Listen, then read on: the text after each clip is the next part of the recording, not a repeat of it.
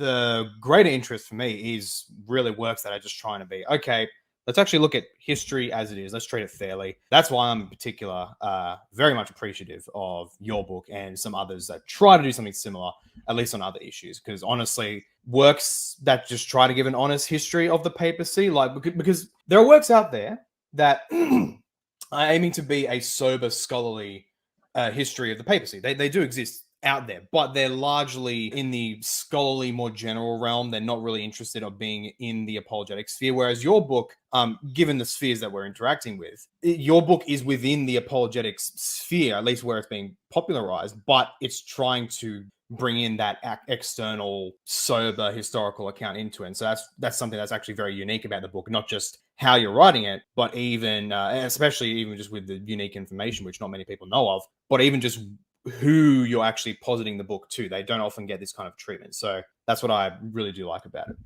And so in light of that, as the approach of your book of being history first, apologetics second, how therefore should we approach the question itself? Well, here's the wrong way. The papacy is wrong. We need to show that it is, right? Yeah.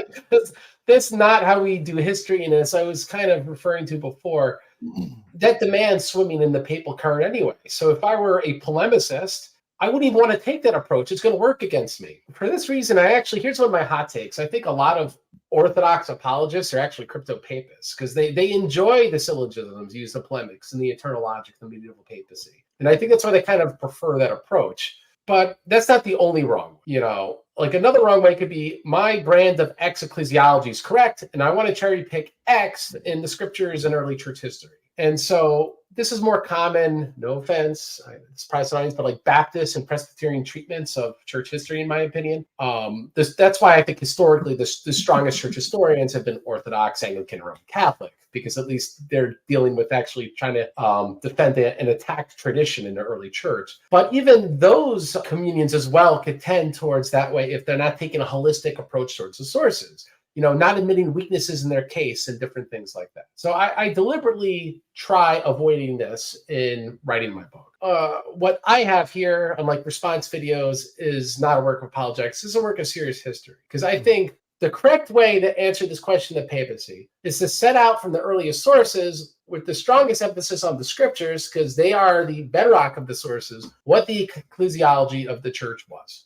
I think that's what we have to set out to do. And the reason I care about this, because I care about actual history. I mean, I think it's better to start with, like you were referring to, what's actually there instead of, Orthodoxy is right or Anglicanism is right and Roman Catholicism has to be wrong. But I think it's weird that no one really takes this approach. I'm not aware of a book that approaches this topic like this, because even like I was referring to before, the books that are, let's say, against the papacy or ambivalent to the papacy, like Chadwick, they have different concerns. It's not about really what's there. It's about, well, how do we explain the schism and stuff like that? And I think it's one of those like super obvious things, like in the movie National Treasure, when he says it was there the whole time, when he finds out at the very end and they open the whole big thing. It's like, it's in plain sight. And if we only approached this history from the earliest sources and let that create the narrative, right? The scriptures and what comes right after them, and create the narrative from the earliest sources on, instead of taking the narrative from the present and porting it to the past. What we find is that the issue is not merely episcopal, it's that of Christian consensus. This is both ecclesiastical and epistemic. We find that the jurisdictions of the church all revolve around who evangelized which apostle a given territory and where they died. And due to there being no universal territory, there's just no universal papacy, right?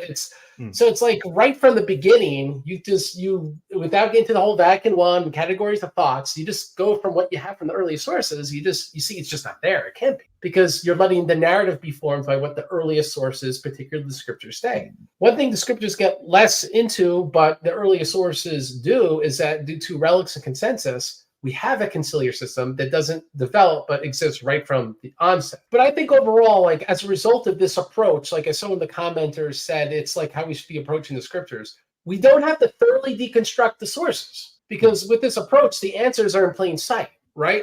I mean, it's the honest read of the book, agree or disagree, Orthodox, Roman Catholic, Protestant. I don't think anyone with 110,000 words, it's not that burdensomely long of a book. So 350 pages, and there's pictures in the middle and whatnot.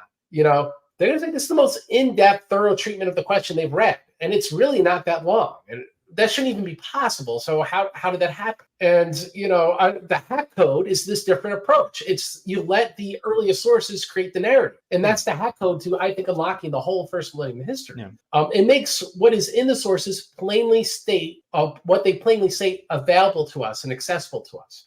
And so now when we look at old sources with Pope-colored glasses, we find that it requires lots of rationalization, lots of categorization, a lot of anachronistic methodological approaches. And as a result, the books become absurdly long or have to lack a lot of details because they need to add a lot of space because they're Pope-colored glasses. But it would be for any colored glasses, anything anachronistic. I guess I just leave it there. I just want people to know, sadly, after the 1st century and 2nd century church history, it sort of just becomes history, a book about the fathers. The scriptures weigh in less heavily because the narrative keeps progressing through history. But I do think you need that bedrock. It has to start in the scriptures, has to start in the early sources.